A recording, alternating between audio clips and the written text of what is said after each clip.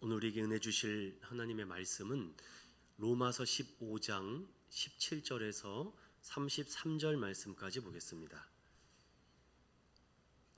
로마서 15장 17절에서 33절 말씀까지 제가 한 절 여러분이 한 절 교독하도록 하겠습니다. 제가 먼저 읽겠습니다.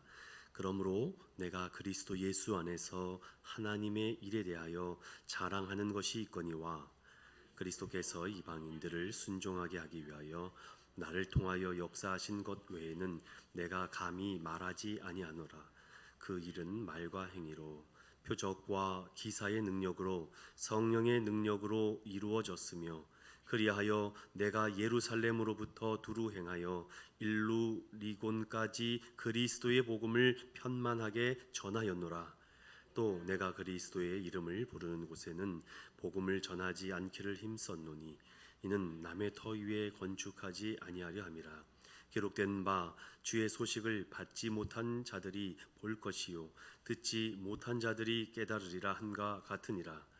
그러므로 또한 내가 너희에게 가려 하던 것이 여러 번 막혔더니 이제는 이 지방에 일할 곳이 없고 또 여러 해 전부터 언제든지 서바나로 갈 때에 너희에게 가기를 바라고 있었으니 이는 지나가는 길에 너희를 보고 먼저 너희와 사귐으로 얼마간 기쁨을 가진 후에 너희가 그리로 보내주기를 바람이라.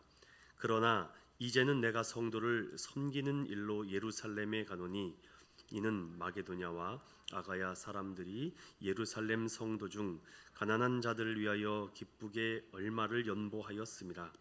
저희가 기뻐서 하였거니와 또한 저희는 그들에게 빚진 자니 만일 이방인들이 그들의 영적인 것을 나누어 가졌으면 육적인 것으로 그들을 섬기는 것이 마땅하니라.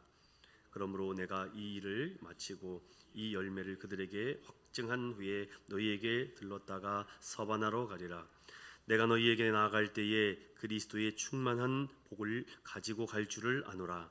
형제들아, 내가 우리 주 예수 그리스도의 성령의 사랑으로 말미암아 너희를 권하노니 너희 기도에 나와 함을 나를 위하여 하나님께 빌어 나로 유대에서 순종하지 아니하는 자들로부터 건짐을 받게 하고 또 예루살렘에 대하여 내가 섬기는 일로 성도들이 받을 만하게 하고 나로 하나님의 뜻을 따라 기쁨으로 너희에게 나아가 너희와 함께 편히 쉬게 하라. 다 같이 보겠습니다. 평강의 하나님께서 너희 모든 사람과 함께 계실지어다. 아멘. 자분들과 이렇게 인사합시다. 정말 잘 오셨습니다. 축복하고 사랑합니다. 오늘 제일 잘생겨 보입니다. 사실이죠, 여러분. 오늘 로마서 28번째 강해로 제목 한번 따라해 봅시다. 복음은 말씀을 나누고자 하는 열망이 일어난다. 소제목으로 기독교는 세계 선교를 지향한다라는 소제목으로 오늘 15장에 있는 이 말씀을 정리하고 함께 묵상하고 또 내년에 이런 비전과 계획들을 잠깐 나누는 시간으로 살펴보겠습니다.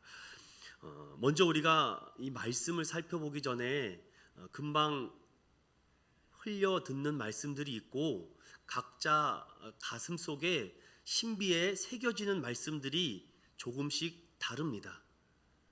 하지만 그 진리는 누구에게나 변함이 없기 때문에 하나님의 말씀은 각 사람에게 스며들게 되고 그 말씀이 우리 안에 들어올 때에 변화가 일어납니다.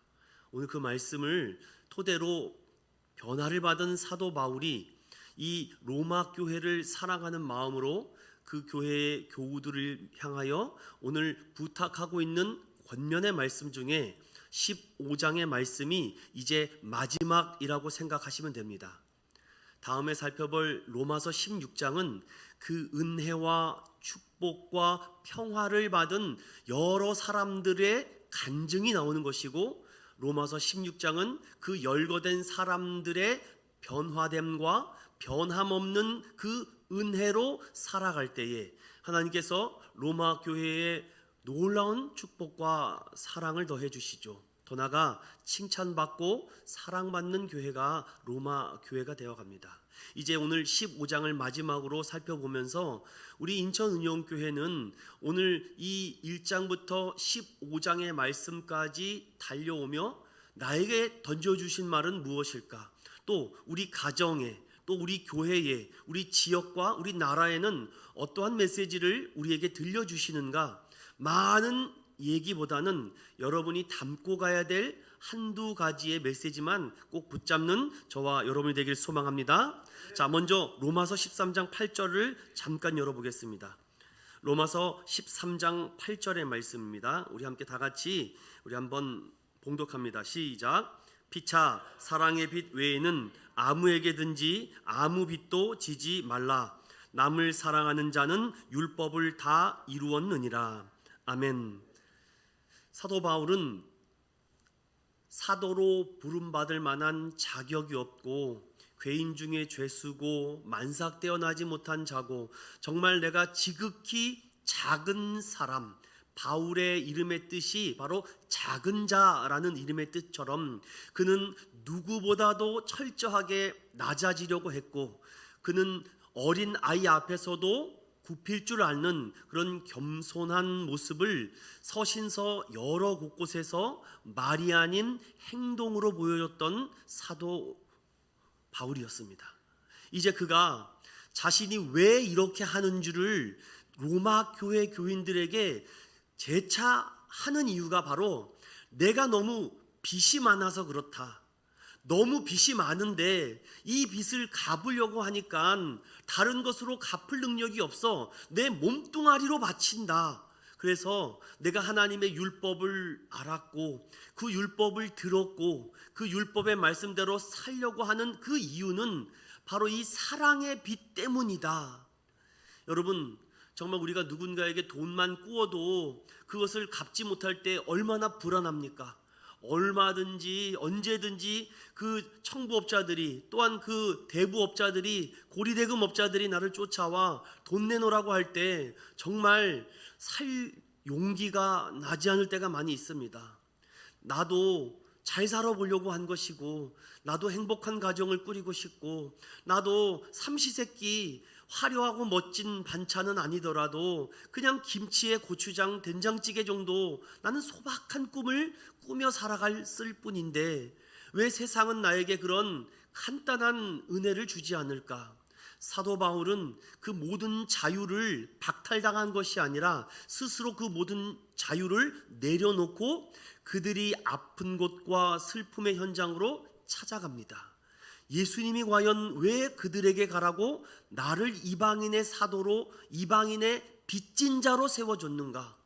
다른 제자들은 예루살렘 교회를 통해서 일하는데 나는 정말 생판 모르는 저 이방인의 땅에 가서 교회를 개척하고 생판 가보지도 않은 곳에 가서 하나님 나라를 복음을 외치라고 하니 여러분 선교사 아무나 하는 거 아니라고 합니다.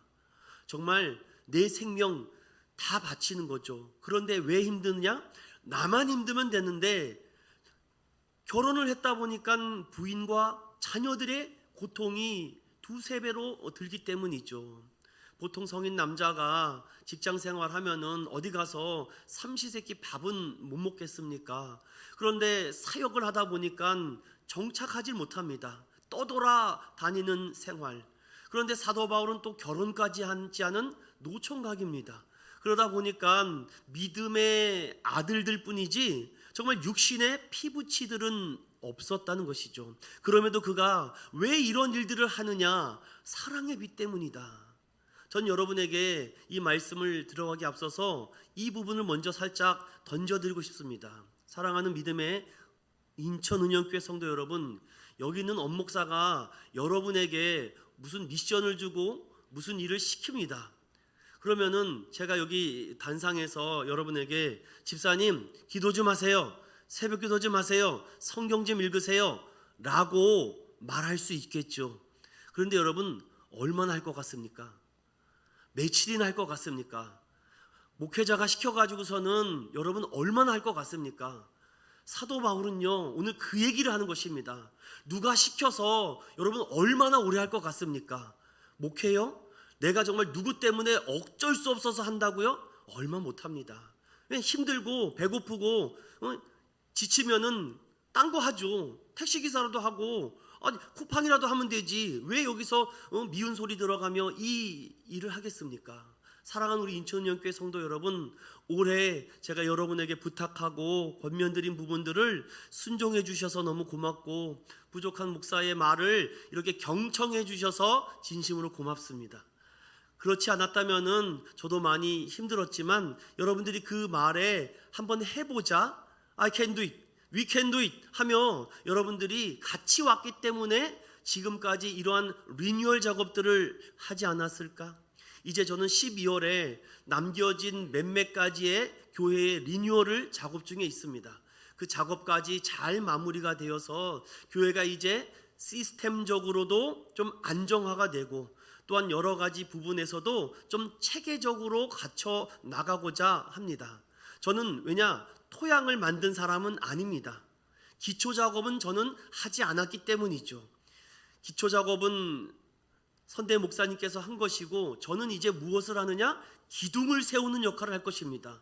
이제 올해 한 해 동안 그 기둥의 몇 가지를 세웠다면 앞으로 내년 내후년에도 계속 세워야 될 기둥들을 세워나갈 것인데, 저 역시 동일합니다. 여러분 때문에 어쩔 수 없어서 그거 하는 거 저 며칠 못합니다. 정말 성도 눈치 보가면서 기도 생활 이거 못합니다.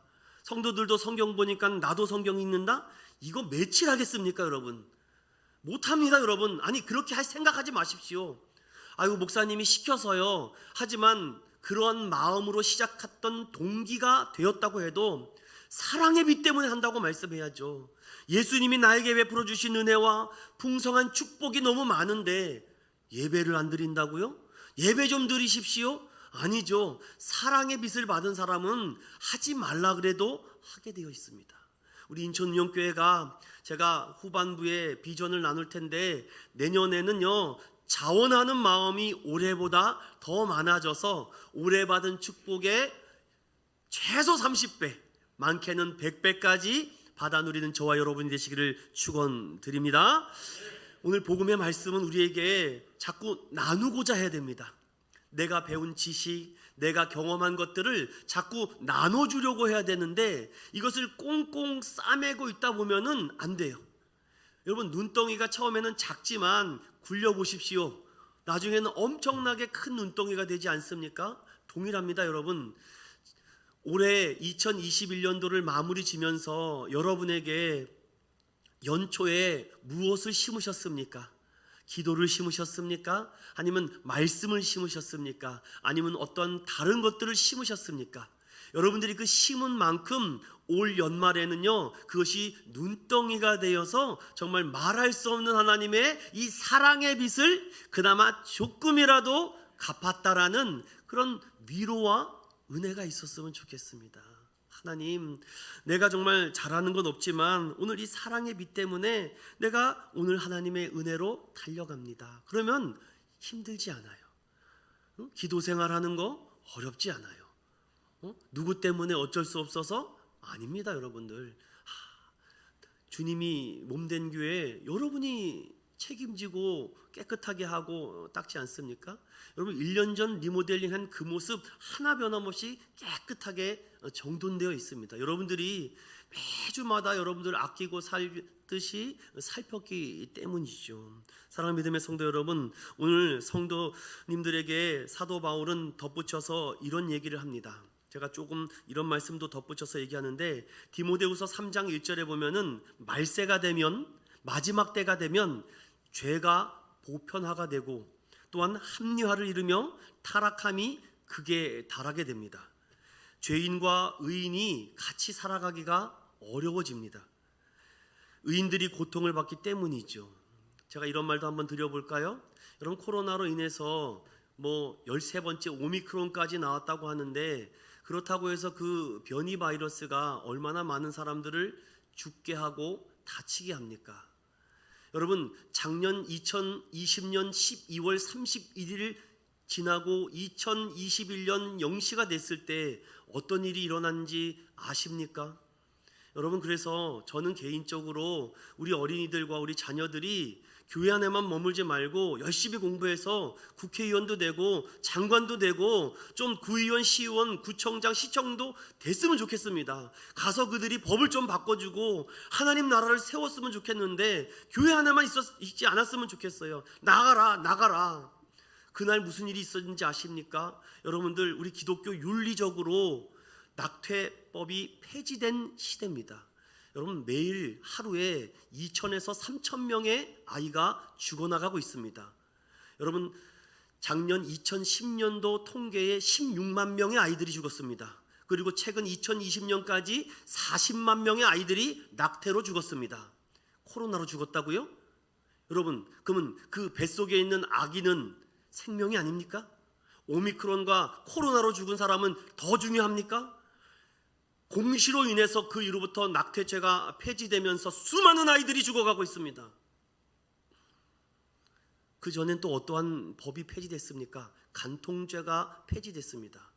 여성들에게도 자유를 달라 페미니즘들이 들고 일어나 이 폐지를 외쳐서 이제는 포괄적 차별금지법이 언제 통과될지 모릅니다. 여러분, 내년의 대선이 그래서 중요하다는 말씀입니다. 교회는 정교 분리의 원칙으로 인해서 국가와 종교가 분리돼야 된다라고 말을 하죠. 물론 맞습니다. 그러나 기독교 120년의 선교 사역에 기독교의 선구자들이 깨어 있을 때에 나라가 바뀌었고 정치가 바뀌었고 경제가 바뀌었다는 것을 우리 그리스도인들이 깨닫지 못한다면 오늘 이 15장 말씀을 아무리 말씀을 증거한다고 해도 소귀의 경일기가 아닐까요? 저는 이 말씀을 쉽게 가볍게 넘기지 못하고 때로 무겁게 한번 받아들이고 싶습니다. 사도 바울은 디모데에게도 수없이 말하며 재차 여차 계속해서 증거하는 말씀이 깨어있으라, 제발 좀 깨어있으라 라고 말씀을 합니다. 저는 이 말씀 가운데 우리가 깨어야 될 것이 무엇인가, 우리가 정말 일어나야 될 것이 무엇인가, 그 말씀이 로마서 13장 11절, 여러분 한번 다 같이 11절과 12절을 다 같이 읽어보겠습니다. 로마서 13장 11절과 12절입니다. 시작. 너희가 이 시기를 알거니와 자다가 깰 때가 벌써 되었으니 이는 이제 우리의 구원이 처음 믿을 때보다 가까웠음이라. 밤이 깊고 낮이 가까웠으니 그러므로 우리가 어둠의 일을 벗고 빛의 갑옷을 입자. 아멘. 정말 중요한 말씀입니다. 정말 우리 대한민국이 기독교 국가가 되어가며 얼마나 많은 성장과 발전을 우리가 한 것이 아닌데 하나님의 전적인 은혜로 된 것 아닐까요? 그런데 정말 겁이 납니다. 정말 잘못될까봐. 왜냐? 죄가 너무나도 보편화되기 시작합니다. 그냥 다 괜찮다는 거죠. 다 이 정도면 넘어갑니다. 합리화시켜 버립니다. 아유, 뭐 나만 하나요? 저 사람도 하는데요. 이제 교회에서 그리스도인들 입에서 이런 이야기가 오고 간다면, 이제 타락함의 제사장의 타락까지 왔다면 이제 끝나지 않을까요? 에베소서 4장 11절과 13절에 보면은 어떤 사람은 사도로, 선지자로, 복음 전환자로, 목사와 교사로 하나님은 사용하십니다. 그들을 통해서 그리스도의 몸을 세우기 위함이라 말씀하며, 더 나아가 온전한 사람이 되어 그리스도의 장성한 분량에 충만한 데까지 이르게 하기 위함이라고 하죠. 저는 오늘 복음의 말씀을 나눔을 넘어서 선포의 차원으로 접근해 보려고 합니다. 왜냐? 이 말씀 때문이죠. 누가복음 19장을 잠깐 열어보겠습니다. 누가복음 19장.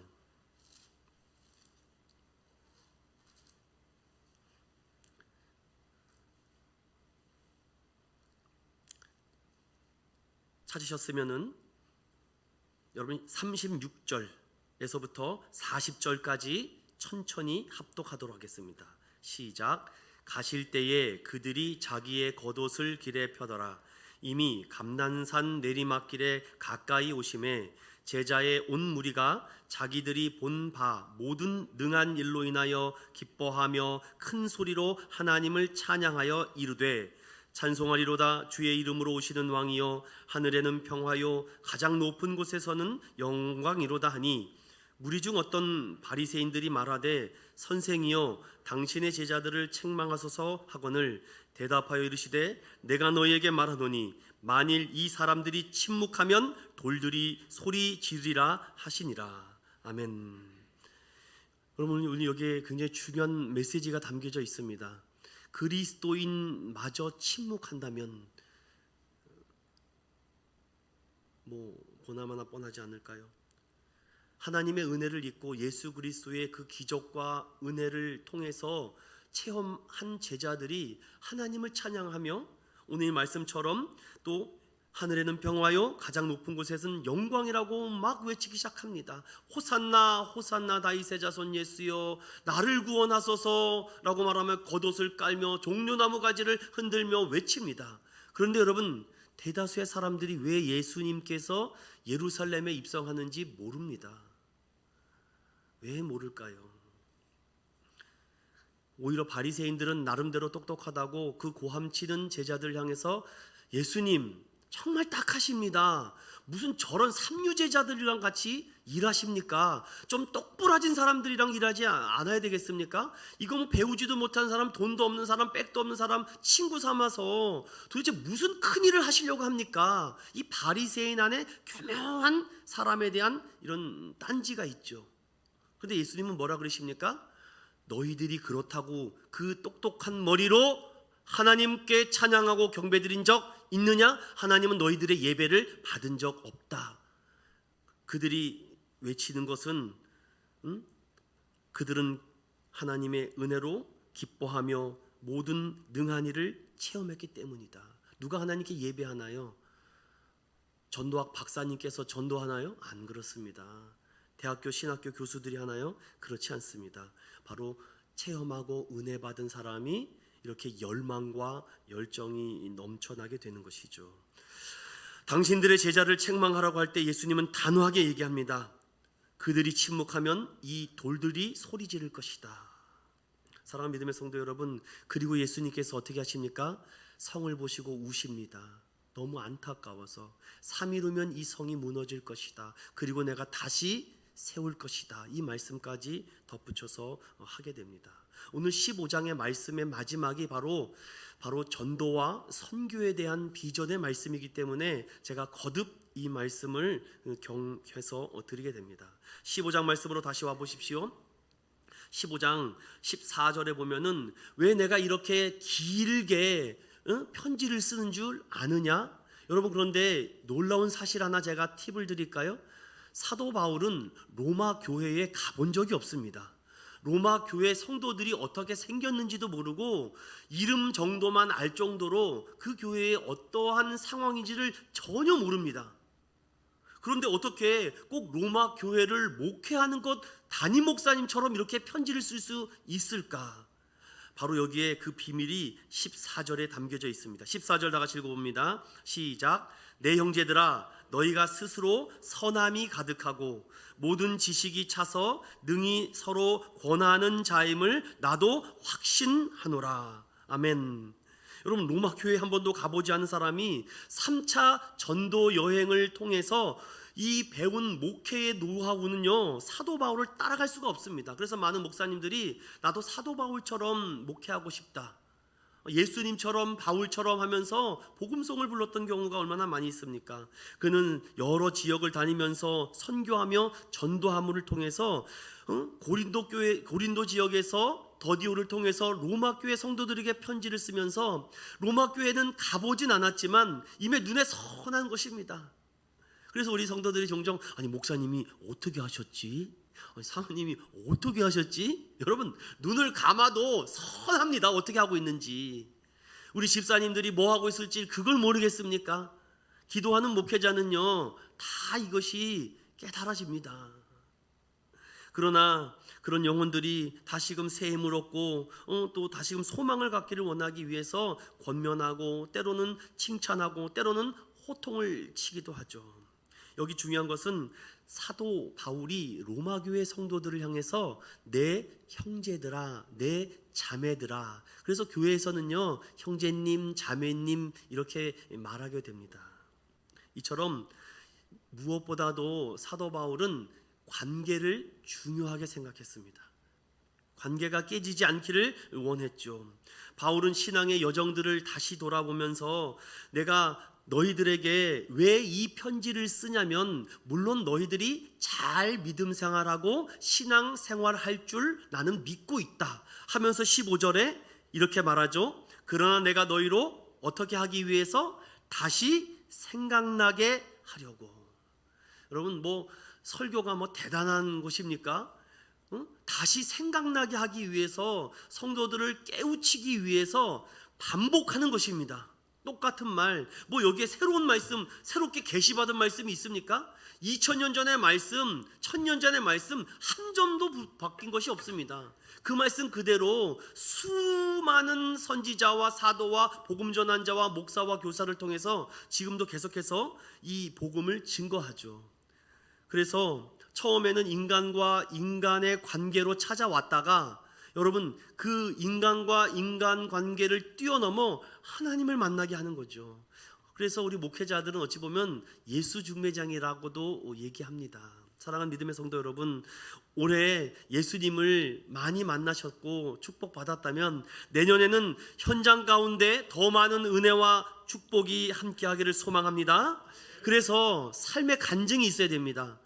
16장은 그래서 간증이 있습니다. 여러분, 이 간증이 어떤 간증입니까? 여러분, 최근 간증이 돼야 돼요. 10년 전, 20년 전에 체험하고 은혜 받았던 간증 그만 울고 먹어야 됩니다. 최근에 간증이 있습니까? 하나님의 은혜로 어떤 풍성한 축복을 받은 거. 말씀을 나누고 현장에서 열망을 가지고 있다는 증거가 바로 간증 아니겠습니까? 이제 최근 간증들이 넘쳐나야 되는데, 내가 이제 성도들에게 할 말이 없다면 그것은 내 마음이 많이 열망이 식어버렸다는 것 아닐까요? 바울은 오늘 복음을 증거함에 앞서서 제일 중요한 이 관계를 회복합니다. 내가 너희들을 만나진 않았지만 다시 생각나게 하기 위해서 하나님께서 내게 주신 은혜로 말미암아 더욱 담대히 대략 너희에게 썼다. 이건 좀 번역이 조금 잘못된 것 같아요. 대략 쓰진 않았죠. 벌써 16장이나 로마서를 쓰고 있는데 이게 어떻게 대략이 됩니까? 어마어마하게 큰 은혜죠. 자, 이제 내가 너희들에게 이렇게 편지를 쓰는 이유 중에 핵심적인 얘기가 16절의 말씀입니다. 이 16절의 말씀은 우리 한번 다 같이 읽어봅니다. 시작.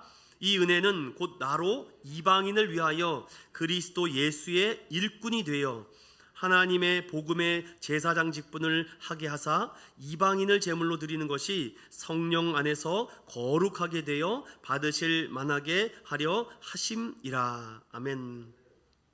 여기에 내가 왜 이러한 이방인의 사도로 부르심을 받고 그 부르심을 받은 그 즉시 나는 복음의 제사장이 됐다고 합니다.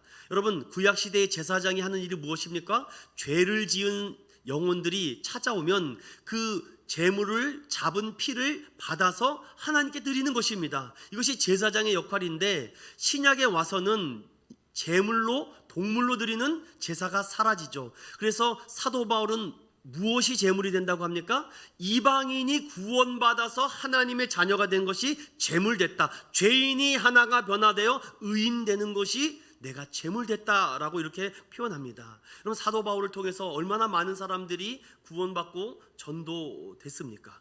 회심하는 사람들이 얼마나 많은지 모릅니까? 그래서 내가 하나님을 찬양하고 감사하는 이유는 내가 언제 어디서든지 복음을 증거할 수 있기 때문이다 라고 말합니다. 사랑하는 믿음의 성도 여러분, 이 복음을 증거할 때 여러분 보십시오. 18절 하반절과 19절에 이런 말씀이 있습니다. 내가 그들을 변화시키고 정말 새 사람을 만들기 위해서 내가 때로는 말을 했고 또 어떤 행동을 보였고, 그럴 때 하나님은 표적과 기사의 능력으로, 성령의 능력으로 그들에게 하나님의 영이 강력하게 변화를 일으켰다라고 말합니다. 여러분, 사도 바울은 얼마나 많은 간증이 있는지 모릅니다. 그래서 서너 번 내가 어떠한 일들을 당했는지 서신서에도 이렇게 기록하고 있죠. 자, 지금까지는 제가 조금 어려운 말을 했다라면은 이제 15장의 마지막 절 말씀은 이것입니다. 그러므로 네가 이런 일들을 감당하면서 열매가 있어야 되는데 사도 바울의 열매는 무엇이냐? 그 사도 바울의 열매가, 여러분 20절을 한번 넘어가 보십시오. 20절 함께 읽어보겠습니다. 시작. 또 내가 그리스도의 이름을 부르는 곳에는 복음을 전하지 않기를 힘썼노니 이는 남의 터 위에 건축하지 아니하려 함이라. 아멘. 여러분 보십시오. 이 복음을 가지고 내가 전하러 가는데, 참 우리 대한민국도 과거에는 교회가 많이 없었는데 요즘은 정말 건물 건너 교회가 많이 있지 않습니까? 그런데 사도 바울의 이 개척 정신은 어떤 것입니까? 내가 그리스도의 이름을 부르는 곳에서는 굳이 거기 가서 사역하지 않는 것입니다. 옆에 교회가 있는데 바로 앞에다가 교회를 만드는 거, 여러분 어떻게 생각하십니까? 바로 옆에 교회가 있는데 바로 옆 건물에 또 교회가 있습니다. 그러면 여러분들 인기가 많은 사람한테 찾아가겠죠. 뭐 스펙이 좋은 사람, 또 대단한 사람한테 가지 않겠습니까? 그러다 보니까 교회가 이렇게 편파적으로 되는 거 않겠습니까? 그런데 오늘 성경을 보십시오. 내가 남의 터 위에 건축하지 않겠다. 그래서 사도 바울은 새로운 곳에 가서 개척을 하고 그곳에 가서 새롭게 교회를 만들게 됩니다. 그래서 오늘 이 말씀에 제가 이미 결론을 여러분에게 드렸습니다. 우리가 복음의 능력을 받으면 자꾸 나누고 싶어진다고. 그런데 사도 바울은 그 열매가 무엇이냐? 각 지역마다 많은 교회를 세웠다는 것입니다. 개척교회를 많이 세웠고 그 개척교회 성도들을 만들고 그 교회를 이끌어갈 수 있는 리더자들을 세우는 역할. 지금도 어떤 목사님들은 나는 개척교회를 만드는 게 내 사명이다 라고 하며 100교회를 개척하는 목사님들도 제가 이야기를 들어봤습니다. 여러분들은 어떤 계명과 사명이 있습니까?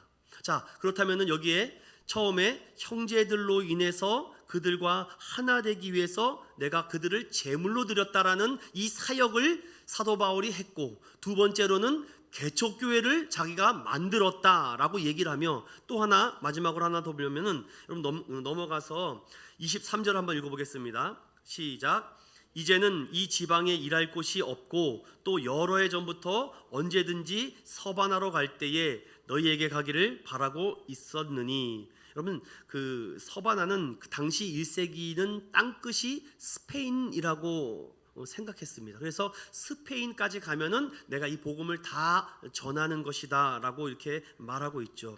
하지만 중요한 것은 내가 일할 곳이 없다, 나를 찾아주는 곳이 없기 때문에 갈 곳이 없다가 한 것이 아니라 사람들이 없는 곳에 찾아가서 교회를 만드는 것입니다. 이것이 정말 목회자의 프론티어 개척 정신이 아니겠습니까? 남들이 다 세우는 곳에, 다 땅 닦아놓은 곳에 가서 누가 못합니까? 숟가락 얹으면 되지 않겠습니까? 그런데 사도 바울은 그런 정신이 아닙니다. 남들이 개척해 놓은 거 아니다, 그건 너희들 잘 알아, 딴 곳에 가는 것이죠. 그래서 천주교인가요? 제가 캐톨릭 예전에 비교종교 공부할 때, 여러분 천주교는요 그게 굉장히 멀리 떨어져 있지 않습니까? 제가 알기로는 2km인가? 아무튼 몇 킬로로 천주교는 그 옆에 짓지 못하게 합니다. 반드시 거리를 두고 띄엄띄엄 만들게 하죠. 그러다 보니까 그런 장점도 있지만 또 교회 안에 이런 장단점도 또 있지 않겠는가라고 생각을 해봅니다. 그런데 오늘 사도 바울이 마지막으로 두 가지를 권면하는데, 첫 번째로는 이 권면을 합니다. 25절 26절 볼게요. 시작. 그러나 이제는 내가 성도를 섬기는 일로 예루살렘에 가노니 이는 마게도냐와 아가야 사람들이 예루살렘 성도 중 가난한 자들을 위하여 기쁘게 얼마를 연보하였음이라. 아멘. 여러분 당시 예루살렘에 큰 흉년이 찾아왔습니다. 그래서 가난하고 굶주리고 정말 헐벗은 사람들이 많이 있었는데, 이 사도 바울이 마게도냐 소아시아 지역에 교회를 세워두지 않았습니까? 그런데 그 예루살렘에 있는 성도들의 선교로 인해서 만들어진 교회가 에베소, 빌립보, 골로새, 갈라디아, 데살로니가, 고린도, 빌립보, 얼마나 많은 교회가 예루살렘에 파송된 선교사들 때문에 세워지지 않았습니까? 그런데 이제는 예루살렘 교회가 굉장히 강력한 교회였는데 이제 너무나도 힘이 없는 교회가 돼버렸습니다. 그래서 소문을 들었죠. 예루살렘의 성도들이 지금 많이 힘들어하고 있다. 그래서 이제는 반대로 역으로 예루살렘 교회가 선교 헌금을 보내서 그 교회를 운영했다면, 이제 반대로 그 나머지에 있는 소아시아 교회가 역으로 선교 헌금을 보내서 그 교회가 자립하고 성장하고 나아갈 수 있도록 도와줬다라는 말씀입니다. 저는 여기서 하나님의 놀라운 은혜를 깨달았습니다. 아, 그렇구나. 그래서 복음 들고 자꾸 돌아다녀야 되겠구나. 자꾸 움직이고 또 활동하고 하는 것도 필요하겠구나. 그런데 왜 그 나머지 교회들이 예루살렘을 도와줬습니까? 그 이유는 단 하나입니다. 빚졌기 때문에. 이 빚을 갚으려고 다른 곳으로는 내가 갈 수 없으니, 지금처럼 코로나 때문에 갈 수는 없으니까 계좌 이체는 해주겠다는 겁니다. 이 말을 지금 하고 있어요. 빌립보에 있는 빌립보 교회 성도들이 십시일반으로 돈을 모읍니다. 그리고 예루살렘에 있는 그 어려운 성도들을 위해서 지금 송금을 해준 겁니다. 그래서 그 얘기를 듣고 사도 바울이 깜짝 놀라는 것입니다. 왜? 빌립보 교회가 그렇게 자립을 할 정도의 교회는 아닌데, 빌립보 교회가 그렇게 헌금을 보낼 정도의 능력 있는 재정이 빵빵한 교회는 아닌데 어떻게 이렇게 돈을 모아서 예루살렘 교회를 도와줬을까? 이 얘기를 하는 것이죠. 좀 더 넓게 나가서 저 미국, 스코틀랜드, 영국, 그 다음에 프랑스, 스페인, 포르투갈 이쪽의 나라가 처음에는 이 동방 조그만 이 땅덩어리에 있는 조선을 선교했습니다. 많은 선교사들이 우리나라에 들어와서 복음을 전하다가 죽고, 양화진 무덤에 가보십시오. 거기에 수많은 선교사들의 아내들과 자녀들의 무덤이 있지 않습니까? 그들이 와서 풍토병과 향수병으로 말미암아 전도하고 선교하다가 다 죽어서 순교의 이슬이 됐는데, 오늘날 대한민국이 어떻게 됐습니까? 오히려 미국을 선교하는 나라, 영국을 선교하는 나라, 중국과 일본을 선교하는 나라가 됐다는 것이, 만약에 100년 전에 그 선교사님들이 살아서 같이 이 얘기를 들었다면은 정말 놀라지 않았습니까? 정말 애헴하면서 상투 쓰고 옷고름하면서 정말 뽕에 빠져있고 술과 담배에 빠져있는 이 조선 나라를 하나님 도와주세요라고 기도했던 그 파란 눈동자의 그 선교사들이 이 이야기를 들었다면 얼마나 놀랐겠습니까? 당시에는 이 조선 땅에 아무런 희망이 보이지 않습니다. 전쟁과 폐허와 기근과 가난과 고아와 온갖 과부들이 넘쳐나는데 정말 이 나라가 어떻게 회복될 수 있을까? 하지만 언더우드 아페셀 알렌 선교사, 토마스 선교사, 기타 선교사들이 정말 사랑의 빚을 져서 그들이 배를 타고 정말 정처 없는 이방 땅에 와서 도착해보니 정말 이건 가관이 아닙니다. 화장실 문화는 완전히 엉망진창입니다. 정말 이가 막 벼룩이 막 장티푸스 이질 막 이 대한민국이 그런 나라였습니다. 여러분, 어디 병원에 가서 약을 먹습니까? 약이 어디 있습니까? 그냥 주는 약 하나 받아 먹으면 끝나죠. 그러니까 맨날 애들이 설사를 하고 하혈을 하고 피를 토하고, 당시에는 막 이렇게 가루를 잘못 먹어서 막 폐가 진폐증 이런 것도 오고, 대한민국이 말도 못했습니다. 지금은 여러분, 우리 대한민국 이 남한의 인구가 거의 5,100만 명입니다. 이렇게 100년도 안 된 세월에 이렇게 폭발적으로 인구가 증가할 수 있습니까? 그런데 이제 잘 먹고 잘 살다 보니까 낙태하는 거 별로 그렇게 심각하게 생각하지 않을 정도가 된 나라가 되고 있습니다. 사랑하는 믿음의 성도 여러분, 빌립보 교회나 에베소 교회는 정말 작은 미자립 교회였습니다. 그런데 그 교회가 이제 성장해서 예루살렘 교회에 선교 헌금을 보내줄 수 있는 교회, 저는 그런 교회를 꿈꿉니다. 우리 인천은행교회도 이제 100개 정도 교회는 도와주는 교회가 돼야 되겠다. 여러분 믿으십니까? 여러분 100개 정도 미자립 교회는 도와주는 교회가 돼야 되지 않겠습니까? 우리 교회 조금 작았더라도 그 부풀리지 말고 그 돈을 가지고 우리 더 힘든 농어촌 그런 교회 좀 100개 정도는 좀 선교 헌금이라도 보여주는 그런 교회가 저는 만들고 싶습니다. 나머지 하나님께서 목회하신다니까요. 우리가 하나님의 사명에 순종하지 못하기 때문이 아닐까라는 생각도 해봅니다. 사도 바울은요, 그 아가야 사람들이 예루살렘의 성도 중 가난한 자들 위하여 기쁘게 연부했다는 것입니다. 그런데 여러분, 어느 중대형 교회 목사님이 이런 얘기를 하더라고요. 제가 이름을 거론할 수 없는데, 저기 성남에 있는 감리교회 큰 목사님인데 이제 65세가 됐는데 조기 은퇴를 하십니다.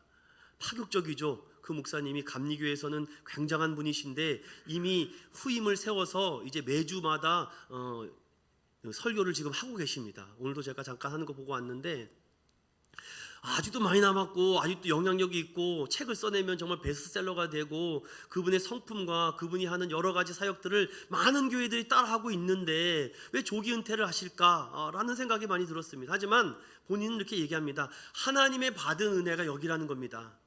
내가 더 하지 않겠다라는 것이죠.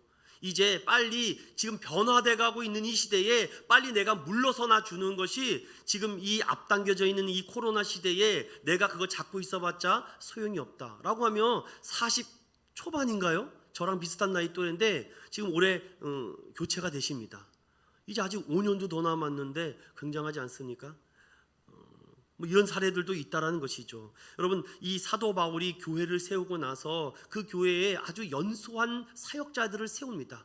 정말 에베소 교회는 디모데 목사를 세워두고 디도 목사를 또 세워두고 또 다른 여러 사람들을 세워주면서 그들에게 맡기는 것입니다.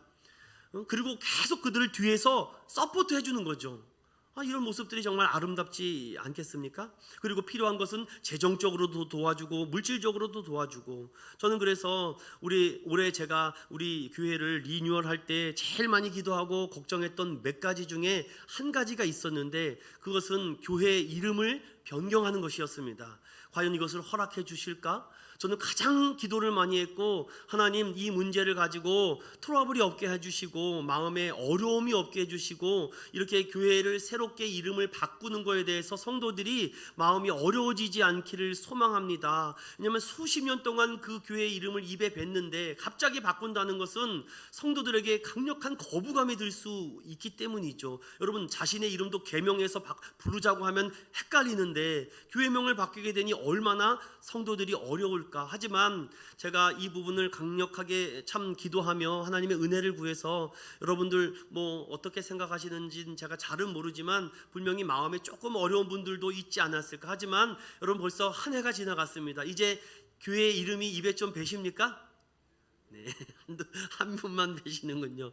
아직은 잘 안 되실 거예요. 하지만 여러분들, 우리가 이렇게 새롭게 바뀌는 것 중에서 물론 이름 바꿨다고 해서 뭐 대단해지는 건 아닙니다, 여러분들. 그래서 좀 여러분들에게 다가갔을 때에 이 교회 이름이 우리 인천에서 은혜의 언덕이 되었으면 좋겠다. 그래서 뭐 대단한 거 하지 못하더라도 정말 작은 힘이라도 모을 수 있는 교회가 되었으면 좋겠다라는 생각을 가졌죠.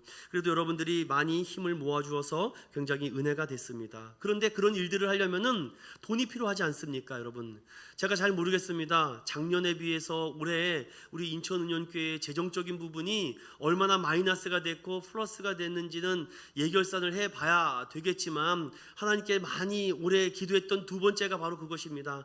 하나님, 제가 여기 와서 또 이렇게 사역을 하다 보면은 또 사례비도 있어야 되고 생활도 해야 되는데 처음에는 제가 집사람에게 그럼 사례비 받지 않을 각오를 하고 오겠다, 제가 이런 마음을 가지고 왔습니다. 그냥 없으면 없는 대로 하고 있으면 있는 대로 하겠다. 그래도 또 이렇게 사례도 또 해주시고 해서 과연 이게 맞는 말일까, 이렇게 해도 되는가, 너무 마음이 처음에는 불편해서 우리 처음 받은 사례비는 다 헌금을 하자. 그래도 이렇게 또 섬겨줘서 또 이렇게 하고, 또 하나님 우리 인천은연교회 재정에 어려움이 당하면 안 됩니다. 정말 이렇게 뭐 이자나 뭐 이런 것들이 문제는 없겠지만 그래도 또 이런 문제로 저 때문에 이 재정적인 부분이 마이너스가 되면은 하나님 저 감당 못합니다. 하나님 정말 아무개의 손이라를 통해서라도 하나님 보내주십시오. 저는 지금도 그렇게 기도합니다. 하나님, 제가 생각하지도 못했던 사람을 통해서 역사해 달라고. 근데 하나님은 참 놀랐습니다. 정말 굶겨 죽이진 않습니다. 그렇다고 많이 주시는 것도 아니고요, 그렇다고 안 주시는 것도 아니고요, 딱 그만큼. 제가 기도의 능력이 부족해서 그런가요? 딱 그만큼 주십니다. 그래도 이렇게 하다 보면 누가 또 보내주시고 누가 또 하면 보내주시고. 그래서 저는 제일 기쁜 일이 뭔지 아십니까? 누가 이렇게 선교헌금 보내줘서 그 이름 쓰는 것입니다. 딱 이렇게 써서 제가 헌금하는 것도 아닌데 그 이름으로 대신 제가 헌금을 하는 거죠. 얼마나 기쁜지 모릅니다. 그래서 제가 그분 한 분 한 분에게 인사를 다 합니다. 여러분들 고맙습니다. 이걸 통해서 우리 성도들이 과일을 함께 나누어 먹었습니다. 그리고 이렇게 꽃을 이렇게 했습니다. 그래서 제가 일일이 상세하게 보고합니다. 뭐 믿음으로 하라고요? 아닙니다. 요즘은 어떻게 하는지 보여줘야 됩니다. 그 보내주신 선교 헌금을 가지고 우리가 이렇게 했습니다, 이렇게 하고 있습니다를 자꾸 보여줘야 됩니다. 아니 누가 선교 헌금을 보내줬는데 도대체 저 교회는 선교 헌금을 가지고 뭘 하는 거야 도대체? 뭘 쓰기는 하는 거야? 그래서 자꾸 이렇게 하는 이유가 바로 그것입니다. 그래서 누가 이렇게 주고 하면요 온전하게 써야 됩니다. 뭐 빼먹고 그러면 꼭 사단이 일어나요. 그래서 제가 그런 것도 하나님의 은혜로 계속 또 앞으로도 더 많이 채워주시지 않을까. 또 하나는 우리 성도들의 이런 저로 인해서 부담이 되어 좀 이렇게 재정적인 어려움이 있진 않게 해달라고 하나님 우리 성도들 좀 직업이나 또 하시는 사업에 어려움이 없게 해달라고. 그래서 가능하면은 내가 몸으로 뛰겠습니다. 또 이렇게 달려왔던 것 같아요. 사도 바울도 동일합니다. 그런 빌립보, 에베소 교회, 골로새 교회가 선교헌금을 보내주는데 어찌 감동을 안 받겠습니까? 야, 나는 복음의 씨앗을 뿌린 것밖에 없는데 그들이 스스로 자립하고 성장해 가는구나. 감사하다, 감사하다. 그래서 마지막으로 그 로마 교회를 내가 가보고 싶다라고 자꾸 이렇게 얘기하는 것입니다. 이제 마지막으로 한 부분 더 보면요, 그런데 내가 지금 당장 너희들에게 갈 수 없다. 내가 정말 가고 싶은데 먼저 예루살렘의 교회 가서 그 성도들을 먼저 보살펴 주고 가야 되겠다. 그래서 마지막 4차 전도 여행을 하고 사도 바울이 죽지 않습니까? 자, 이제 마지막 30절을 보십시오. 30절을 보면은 내가 너희들에게 부탁하고 내가 그래도 끊임없이 이 일을 선교하고 전도하겠다고 하는데 30절을 다 같이 읽어봅니다. 시작. 형제들아, 내가 우리 주 예수 그리스도와 성령의 사랑으로 말미암아 너희를 권하노니 너희 기도에 나와 힘을 같이하여 나를 위하여 하나님께 빌어. 서로 기도해 주겠답니다. 그래서 저는 이렇게 선교헌금 보내주고 하시는 분들에게 전화로 기도를 해드립니다. 참 좋습니다. 그리고 카톡 기도를 해드리고요, 또 문자 기도를 해주시고 또 디자인 기도를 이렇게 해드리고 있습니다. 저는 우리 인천운영교회가 정말 뭐 대단한 건 없어도 좀 이렇게 세련되게 가려고 합니다. 그래서 여러분들에게 좀 어떤 마음을 주고 싶냐면 우리 인천운영교회에 자부심을 가졌으면 좋겠어요.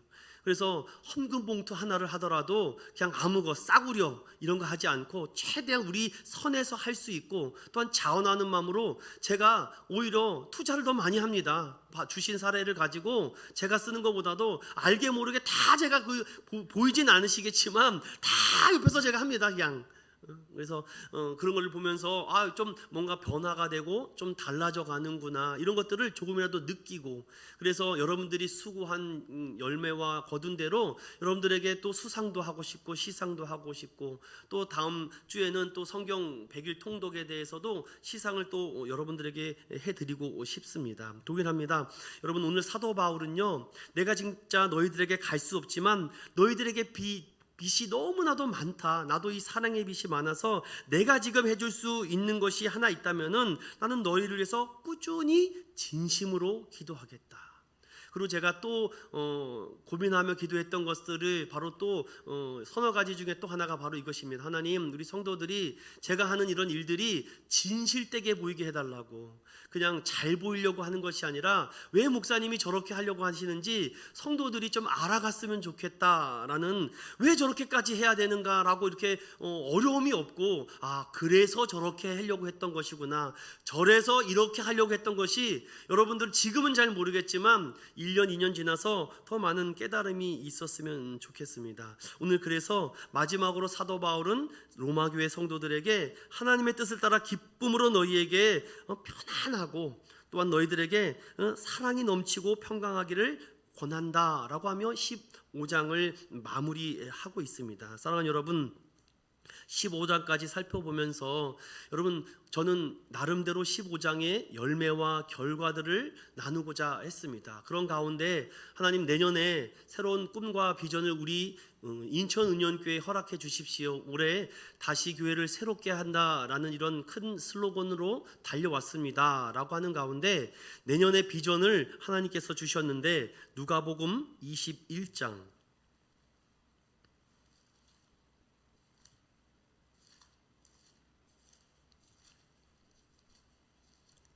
누가복음 21장 찾으셨나요? 34절에서부터 36절까지인데 로마서 오늘 아까 말씀 나눈 15장 후반절에 내가 서로를 위해서 이렇게 해주는 그런 은혜의 모습을 가지고 이 말씀의 비전을 제가 한번 묵상하며 세워봤습니다. 21장 34절에서부터 36절까지 읽어보겠습니다. 시작. 너희는 스스로 조심하라. 그렇지 않으면 방탕함과 술 취함과 생활의 염려로 마음이 둔하여지고 뜻밖의 그 날이 덫과 같이 너희에게 임하리라. 이 날은 온 지구상에 거하는 모든 사람에게 임하리라. 이러므로 너희는 장차 올 이 모든 일을 능히 피하고 인자 앞에 서도록 항상 기도하며 깨어 있으라 하시니라. 아멘. 내년도 비전과 목표를 오늘 나눕니다. 내년의 비전은 Stay Awake라고 해서 항상 기도하며 깨어있는 교회입니다. 믿으십니까? 이런 비전과 꿈을 가지고 우리가 말씀으로 깨어있고 또한 은혜로 깨어있고 또한 하나님의 축복으로 깨어있어서 이제 점점 더 어려운 일들이 많이 일어날 것이고 오늘 이 35절에 지구상에 거하는 모든 사람들에게 잘났든 못났든 믿음이 좋든 나쁘든 목회자든 성도든 다 임하는데 바로 너희가 조심하지 않으면 방탕하거나 술 취하거나 생활의 염려로 말미암아 둔감하게 된다. 그리고 그날이 덫과 같이 너희에게 임한다. 그러므로 항상 기도하며 깨어 있으라 라고 말합니다. 여러분, 사랑하는 여러분, 오늘 이 비전을 가지고 항상 기도하며 항상 깨어있는 우리 인천은ion교회가 내년에는 달려가는 목표입니다. 그래서 내년의 목회 계획을 쭉 세워보면서 이거 나 혼자서는 감당할 수 없겠다. 하나님 정말 이것을 공포하며 서로 좀 나누며 내년을 기도하는 이 한 달로 기도해야 되겠다. 하나님 이런 일들이 너무나도 많이 일어나고 있습니다. 하나님 정말 이런 가운데 하나님의 말은 1.1획도 변함이 없고 사라지지 않는다고 했는데 우리 인천은ion교회가 더 내년에는 항상 기도하며 깨어있는 교회가 되게 해달라고 Awakening 라고 해서 정말 주님 앞에서 자지 않고 깨어있는 거, 정말 각성하고 잠에서 깨어나는 교회, 정말 술 먹는 자가 술을 끊고 정말 마약하던 자가 마약을 끊고 도박하던 자가 도박을 끊는 그런 은혜가 정말 하나님의 강권적인 은혜가 아닐까요? 아니 내년이 갔는데도 또 아무런 변화가 없다면 그것은 스스로 조심하지 못하고 둔감하여 이 지구상에 거하는 모든 악한 것들이 우리에게 임한 것 아니겠습니까? 사랑하는 믿음의 성도 여러분, 정말 음탕한 사람들이 그 모든 것을 버리고 정말 미워했던 모든 것을 다 제거하고 시기하고 질투했던 것을 다 잘라내지 않으면은 여러분들 우리는 또 수많은 것들 때문에 넘어질 것입니다. 결론적으로 말씀을 드리고 마치도록 하겠습니다. 우리 찬송가 273장을 함께 부르고 싶은데요, 이 찬양에 정말 하나님의 은혜 아니면은 할 수가 없습니다. 여러분 서로 돕고 세우기 위해서 이 15장 말씀이 우리를 통해서 이루시고자 하는 하나님의 계획과 하나님 우리가 하나님의 말씀으로 부지런히 배웠다면은 이제 깨어있게 해주십시오. 정말 항상 기도함에 서있게 해주십시오 라는 마음을 가지고 이 찬양을 고백하며 오늘 15장의 말씀을 함께 묵상하며 기도하며 나아가겠습니다.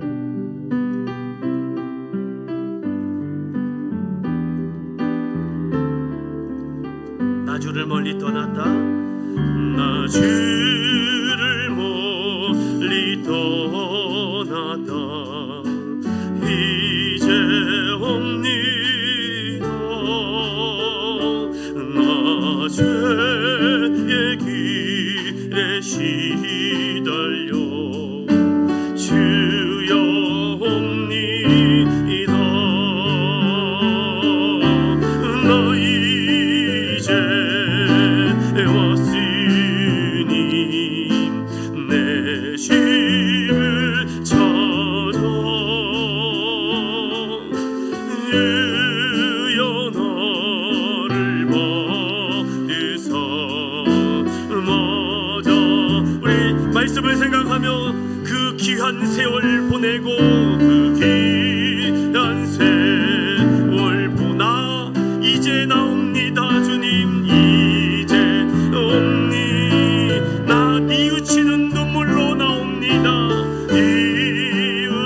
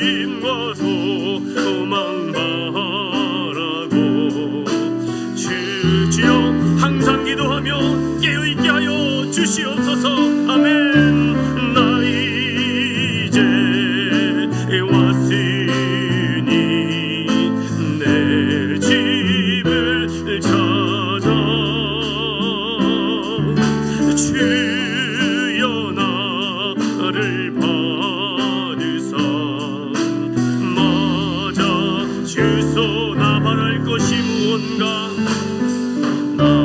나와랄 것이 무언가 이 주 예수 날 위해 주임 당하신 지곡옵니다.